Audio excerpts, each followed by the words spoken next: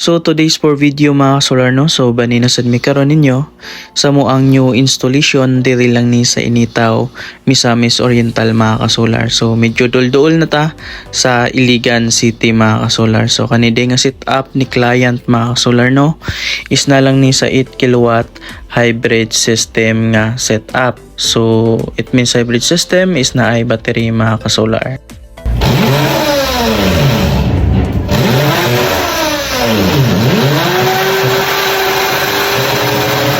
So from Cagayan de Oro mga kasolar no, so natay dagang stock karon nga mga panel by official mga kasolar. So bisiling kay niya ang mga panel.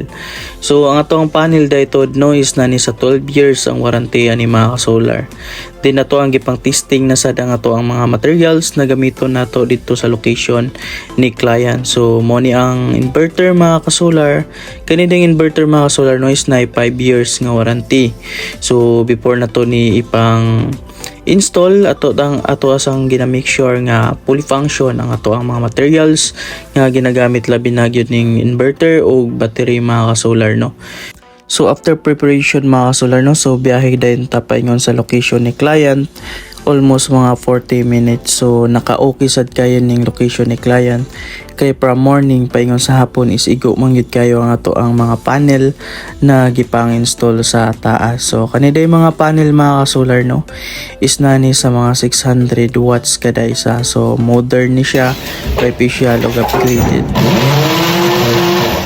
So sawa nagdugay amo na dayang gisugdan pag install ning inverter tapos kanisang mga panel mga kasolar no. So ang setup day ni client mga kasolar no is nani sa mga 8 kilowatt hybrid system mga kasolar no. So it means hybrid system mga kasolar is nakakonek gyapon siya sa linya gikan sa poste mga kasolar ug na siya battery. So ang nahimong main source sa iyang electricity ani mga kasolar is kaninang solar installation mga kasolar. Then ang linya nga gikan sa poste is nahimo na lang siyang optional kay pag abot sa gabi is naman ang battery mo supply mga kasolar. So ang battery nga mo ang gigamit diri mga kasolar is 15 kilowatt ni ang iyahang capacity mga kasolar. So mo dinhi ang finished product sa ibabaw mga kasolar no. So igo kay siya sa adlaw from morning paingon sa hapon mga kasolar. So wala din ni namo na humanog install ang battery mga solar no. So naabtan mi og oras gumikan sa pag-installation dito sa ibabaw mga solar. So nagpauli na lang mi og Cagayan de Oro.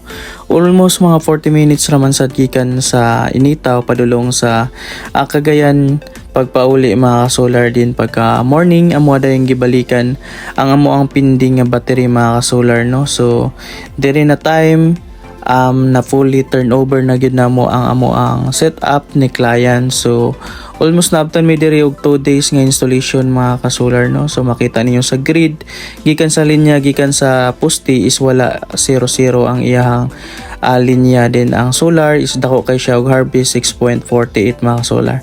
Din iyang battery is nasa mga 89% charge. Din nga to adayang battery mga solar no is nasa siya 5 years nga warranty gihapon mga solar.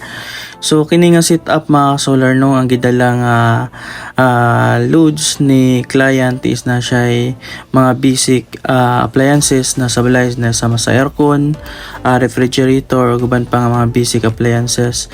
Then ubay-ubay sad ni og PC si client no. So mo lang ni nakagwapo sa solar kung una-unaon lang nato is a long term investment is dako kayong katabang si solar kay siya naman ang mag-supply sa during adlawan tapos pag-abot sa gabi si battery. So kung ma-manage lang nato siya og sakto possible dako kayo og katabang ang ato ang solar power installation services. So kung makita nato sa ato ang grid is wala na siya nagkuhag linya kuryente gikan sa poste. Dako siya harvest, dako sa siya load ug charge sa iyang battery. So sa mga gusto mag-invest og solar power installation no. So pwede kayo mo message or mo chat sa to ang page. So ibutang nato sa ato ang caption or sa to ang comment section. Then ang ato ang quotation ug service libre gyud na kaayo mga ka-solar no. So libre na nato ihatag. So make sure before mi mag-survey is 95% sigurado si client but hatagan na mo dan o quotation para in case maka-decide survey dayon nato si client. mga ka-solar. So ana lang ang amo ang procedure mga ka-solar no.